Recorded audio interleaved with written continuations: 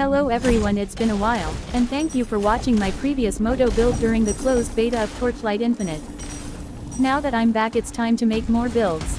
Since Season 2 has been out for a while, here's the build that I was going for this season. As you can see, I am still playing Moto, but I am using his new hero trait called Charge Calling. Unfortunately, the only way to obtain this hero trait as of the moment is by purchasing it in the shop with real currency, but don't worry, I'm sure once Season 3 is released, it will be available for purchase in the hero shop by using hero emblems. So this build is also free to play friendly. Okay then, enough with the introductions, let's get into the build. For starters, this build has great DPS. Right now I have max 396 million with my current gear, which I am going to show you later. I know it's not that crazy compared to other builds, but it's decent enough to complete most of the content in game. And if you want to talk about survivability, I have 4431 max HP with max elemental resistances, including erosion. To top it off, I am also running skills that further improve survival. We will get into details later on. Here's a clip on a difficulty 8 Bride of Void Sea fight, where I almost got one-shotted to some attacks. Good thing life source are there to save my life. So I say survival is also decent.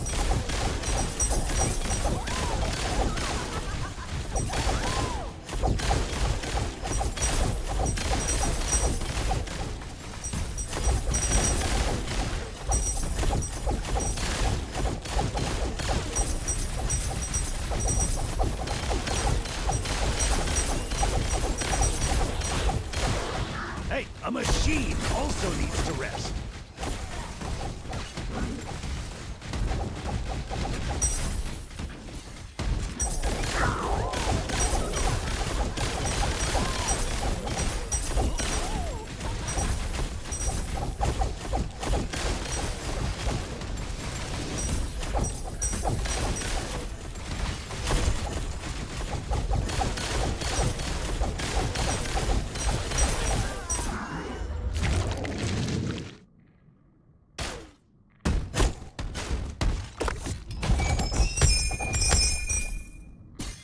Alright then, time to talk about the build. For starters, let's talk about the talent panels. For the first talent panel, God of Machines is a no-brainer. This talent panel provides all the needed minion damage boost that will help you level up faster throughout the game. Just make sure to grab all nodes that boost minion damage. For the major talent nodes, I suggest you grab Orders and Mighty Guard. Orders give you a 20% minion damage plus a 100% summon cast speed, which is very crucial for this build.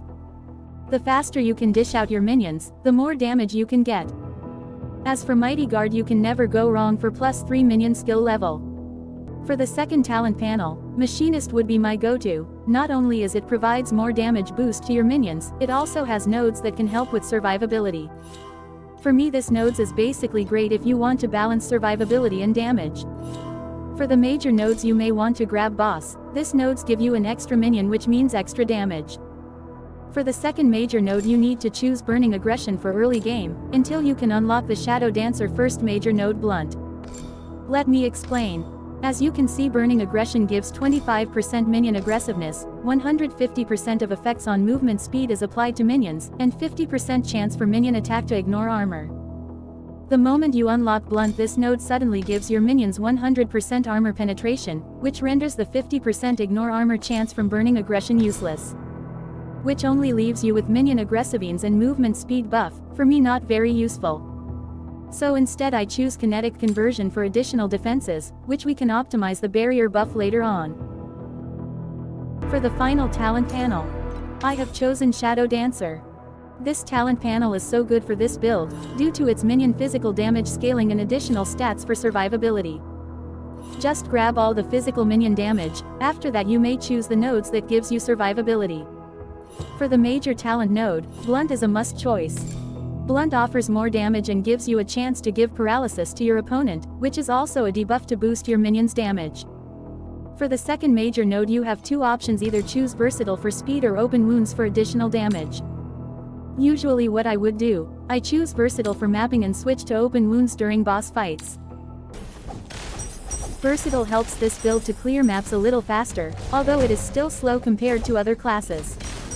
Open wounds, however, gives you a significant boost of damage. As you can see in this clip, my damage has been boosted by 20% compared to the previous one. Now that I have explained the talent panels, let us now head over to skills. For your main skill you should put Machine Guard, supported with Maniacal Army, Mechanical Modifications, Critical Strike Damage Increase, Minion Damage, and lastly Precision Strike. I know some of you are wondering, will this still works with Spider Tanks? And the answer is yes. It will still work with Summon Spider Tank. I will show you a side-by-side comparison on how much DPS each skill can dish out in 50 seconds, with the same support skills. As you can see, the damage are identical, so you can pick which summon skill you prefer, it doesn't matter. For the remaining skill slots, you can place these skills in any order as you wish. I want you to copy your main skill, with the same support skills linked. The reason is that you need 2 summon skills in order to maximize the damage, as each summon skill will only summon 3 minions. With 2 summon skill you can have a max of 6 minions in a matter of seconds, as each minion deals damage the moment it self-destruct. The next skill I used is Leap Attack, supported with Quick Mobility, Hardened, and Mark. There are a few good reasons why I choose this skill. First, it's a mobility skill. By now we all know how slow this build is compared to other classes, so a mobility skill is a must if you want to at least clear the map a little faster. Second, it synergizes with the major node Versatile and Kinetic Conversion. Versatile converts cast speed into attack speed, making you more faster, while Kinetic Conversion gives you the barrier buff every time you leap, so the skill also protects you at the same time. And lastly, the third reason. It helps you applies the support skill buff, and debuff Hardened, and Mark. Hardened give you a buff that reduces damage taken by 25%, and Mark applies a debuff to your opponent, that increases crit damage taken, and reduces its evasion. For the last 2 available skill slots, you can use any skills you want depending on what's lacking on your build. But if you want to know the skills that I'm using, then I will explain it to you. In my next active skill slot I choose Life Source, supported with Armor Infusion, Instant Restoration, Emergency Restoration, and Fragile Resurrection. The purpose of this skill are for those critical moments. You see, the moment you reach endgame contents, some attacks can be very unpredictable. Very powerful attacks can one-shot you, and if you're lucky you might be left with at least 20% HP. And this is where Life Source shines. It immediately restores 80 to 90% of your HP, instantly saving you from death. And for my final active skill, I choose Frost Shield. Because right now my physical mitigation are very low, and Frost Shield helps with this problem. I supported it with Iron Fortification, Extended Duration, and Cost Conversion. Guess that sums all of the active skills. Let's head over to the passives. For my passives, I picked Rejuvenation, Weapon Amplification, and Auto Defense. You can use any defensive skill in Auto Defense, but I prefer using Delayed Pain and Reform. If you have any suggestions on other skills I'm not aware of that might further improve this build, please feel free to comment below, and I will read and test your suggestions. Thank you so much. Now that's done, let us head over to equipments. These are the legendary items I suggest you take to further increase your minion damage. Winter of Origin, Warden's Breastpin, and Fiend Crown. Winter of Origin grants you 5 to 7 permanent stacks of Focus Blessings. Each Focus Blessings gives you plus 6% additional minion damage and minus 4% to summon skill cost. It's like this belt was made for this build. I suggest to prioritize this first. Warden's Breastpin gives you minion damage, minion max life, your crit rating and crit damage is applied to your minion, and your minions only deals physical damage. That is why I choose Shadow Dancer as my final talent panel, because this necklace synergizes well with this panel. And now Fiend Crown does provide more damage to minions, but the price is rather more expensive, compared to the other 2 legendaries. But if you can manage to save up for it, go ahead. Now for the main weapon, I choose it a 7 affixes 2-handed hammer. Your goal is to get tier 1 in all of its important affixes, which are minion damage, plus 3 minion skill level, and plus 5 main skill level. Feel free to choose the other affixes but make sure that it benefits minion damage. You can check out my hammer for references. I know that this weapon can be very expensive, so I will give you a cheaper option. You can choose the legendary one-handed hammer interlocking souls, but not just any interlocking souls. I want you to look for this specific corrosion. Restores 3% of max life when summon skills are used. This will turn the negative debuff of this weapon to a positive buff. As you can see, it's not that expensive. I even found one for 23 flame elementium. You can buy 2 of these and this will net you 300 DPS, including that you have at least the 2 legendary items I mentioned earlier. And for the remaining equipments, you can just focus on maxing out elemental resistance, erosion resistance and max life. Also, if you can manage to add minion life and damage, that is also a great plus.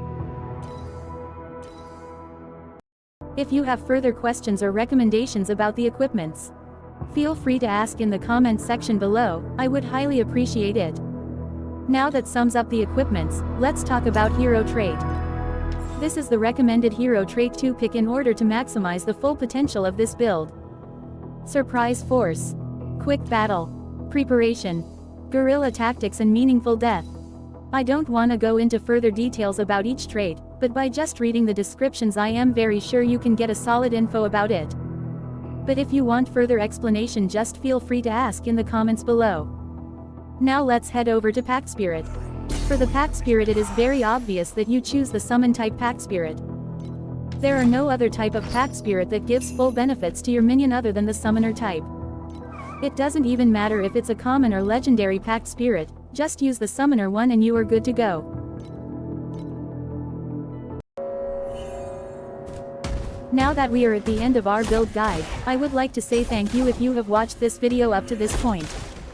I will keep using this build until Season 2 ends, and probably keep you guys updated if there are any changes about the build. Please do like and subscribe if you want more build guide like this in the upcoming seasons of Torchlight Infinite.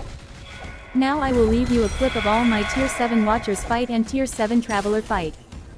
Thank you, and goodbye.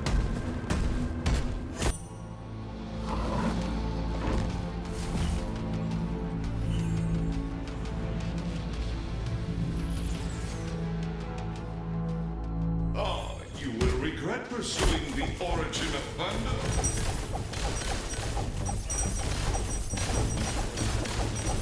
Hey, a machine also needs to rest. You shall be imprisoned beneath the thunder.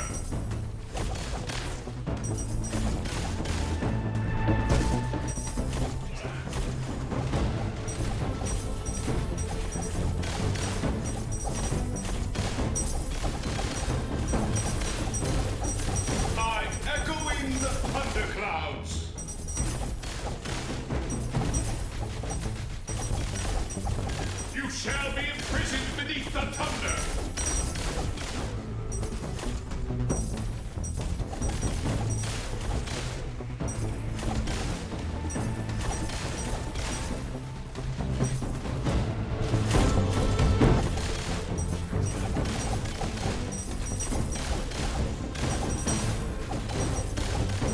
I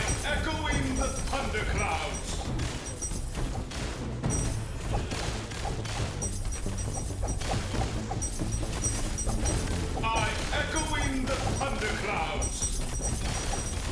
This isn't my first fall.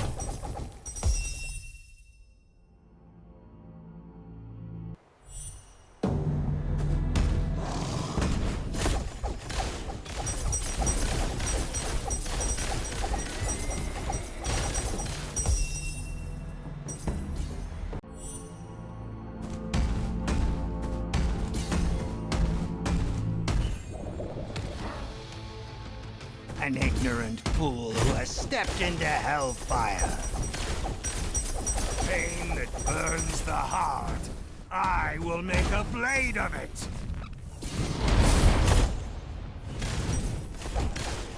Pain that burns the heart. I will make a blade of it.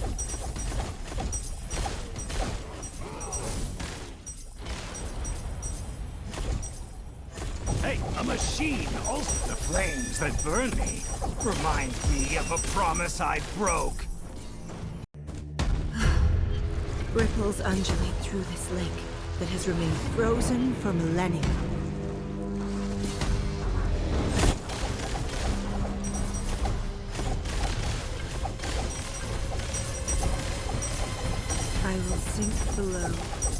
until the glacier lifts me up once again.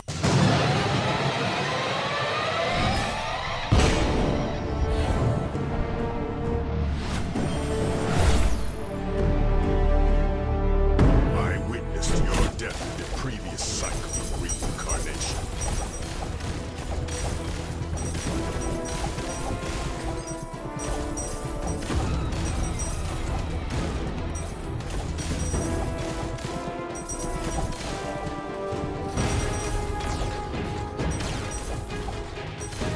You're just a tiny bit smarter than your previous self.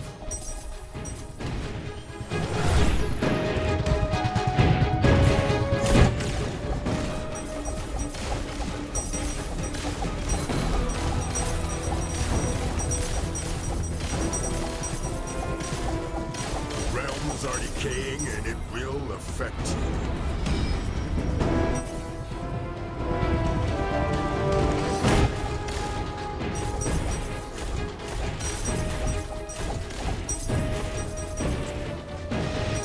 I watched your struggle. Although, it was meaningless when placed on a greater scale. Hey, a machine also needs to rest.